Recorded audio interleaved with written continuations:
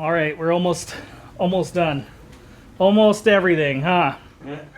We're close. We got the last couple things. Got Cap here. Getting him moved to north. The legend right there. Getting him moved over to North Carolina. So, absolutely. This box is going with your truck, yeah? The pod is almost packed full. We've got almost everything in there. We're just going and grabbing the last couple things, and then we're done. That's gonna fall. That whole thing is leaning. It's gonna fall. Water when you guys leave, if you don't like. So the plan here is switching out the marker lights on the flatbed, and I want to switch out like this upper one and the marker light towards the back, and we're gonna put them with these.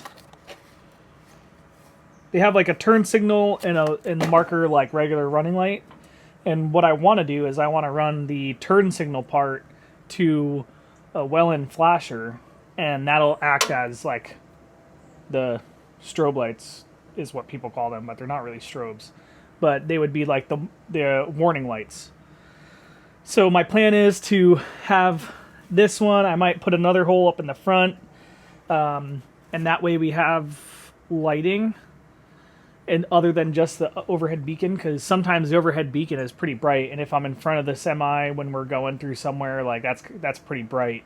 This will be a lot lower, which for cars is going to be like in the line of sight, I believe, and a lot less blinding to the semi truck, because I have the Welland light up top. See if it'll focus in. Because I have the Welland light up here, but that's like directly in their eyesight. So I'm thinking that'll work. If anything, it'll just be secondary lighting, and if it's not effective enough. But I want something that's a little bit less intensity in the vision of the truck drivers. So we got a bunch of these. I was going to put them on my horse trailer. Eventually, I am going to put more lights on the horse trailer. But it's just, I haven't really wanted to undertake that lighting nightmare. This thing's a mess. There's only so much room in here, so I have like everything I need. I have a grinder, I have a heat gun, I have the impact, and then drill bits, all sorts of different wire connectors, starting fluid, drill bits.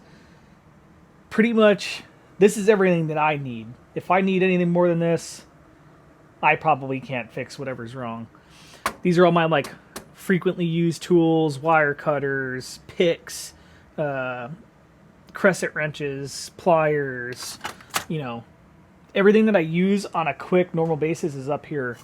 The problem with this North Star bed is the clips in the back that hold these shelves up, they bend easy. So this one you can see is a little bit loose because of the weight, and it was one section down from this. And on the park fire, it completely fell all the way down. Like I lost the shelf. So, yeah. This is as much stuff as I need. If I need any more than this, usually Connor is there. Connor has full C-Tech drawers, all the tools. Like, this is just enough to get me by. For the most part, I'm not really going to be doing anything crazy if Connor's truck isn't there. So we're going to get to work on this. Oh, here they are. Get my wire cutters. So, of course, these come with the opposite connector that I need. This is the light that I took off, and it has females. And this light comes with the males. So I got to put female connectors on this, and we'll see how far I get along today. Anyone who does any type of electrical stuff, you need one of these. This is like a self-adjusting, I don't know what it's called. I'd have to look up the name of what this is. But let me look that up first. Milwaukee self-adjusting wire stripper. And This is a game changer because you can do so much with this. Even on these, this was the old system, and I had my, let's see, this is the old lighting, and you can see I have these little cuts in there. I had the camera for my flatbed tied into this, so when the lights are on, that would come on. So you can just go up to this and open it up, and then you take a pick. This is not the right pick, but this is the first one I grabbed. But you take a pick and you run it through the wire, and now you have this. And then you can put a wire in there, wrap it, tape it, or heat shrink it, and now you have a good wire connection that's solid. It's not going to come apart, not like wrapping them or twisting them together. I learned that from the guy who installed, he was installing some GPS on things, and I learned that from him a while ago. So that's how I do a lot of my wire connections to like a already ran wire. You could quickly tap in the wire, and it's a very secure connection. And then you just, electrical tape it, or you put heat shrink on it, whatever you want, and now you have a pretty solid connection. So we'll get some connectors on this and get this stuff hooked up. Milwaukee heat gun. Is it the most effective heat gun? No. Once it heats up and you got it going, it's pretty good. So I'll usually go in here and do all the connectors I want to do, put all the connections on, and then try and heat shrink them up. That way it heats up and it just, by the end, it's a lot better.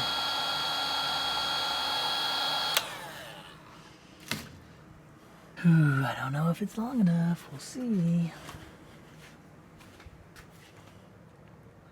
This might become more hassle than it's worth, huh? Get that grommet on there, and then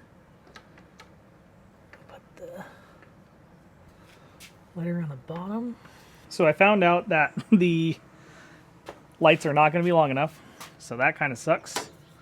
So I'm going to take this previous light that I had, I'm going to cut it, and then I'm going to run it with extra connectors.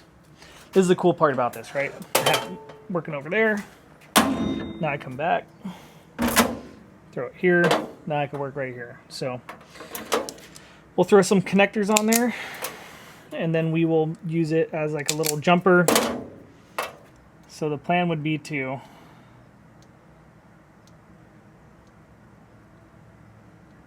have it flash like that, pretty much. So that's the goal. So that's the goal and what I'm trying to do. We'll see if it works. I don't even know if that's bright enough. It looks good enough. So I forgot to film this part, so this is day 2, but we'll show you what I did. I didn't really film too much, so there's kind of a break in there, but what I was doing with the truck, with the lights and stuff, I never wired up the strobe function or the emergency function, but this is what I did here. So this button here, I installed this, and this turns on a penny light, and the penny light is mounted underneath the truck. So there's 2 of them. Oh, almost fell over. So we got penny lights mounted underneath, one on each side, and I have to change the direction of that one, but that was what I was doing. And I'm gonna probably mount some up in the front and then some under the bed because I really like it. And then what you do is you turn on the parking light, and you have that mix. Looks pretty good. And then if you turn off this button, and once you turn it off,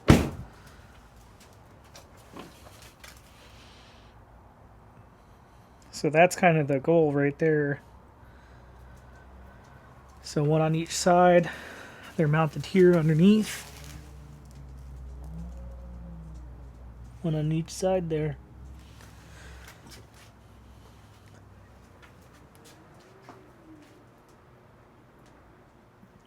So I'm definitely going to add another couple of them on the truck. But I like that mix.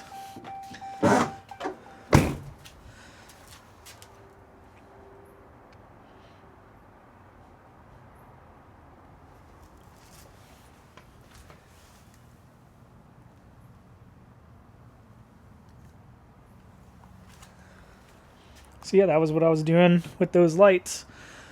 And then this thing here, I got to wire it up, and then I'll have the flasher, so it'll do the high intensity will be flasher. And maybe I'll mount another somewhere here, and then maybe on the top of the box I'll mount some. But we'll mount one of those amber ones down here, amber and green ones down on there. So we'll get like probably one in front of the wheel, one behind. We'll see. I have to figure out where I'm going to mount them all first, but we'll do some up front. And then that turns off with the rest of the truck electrical.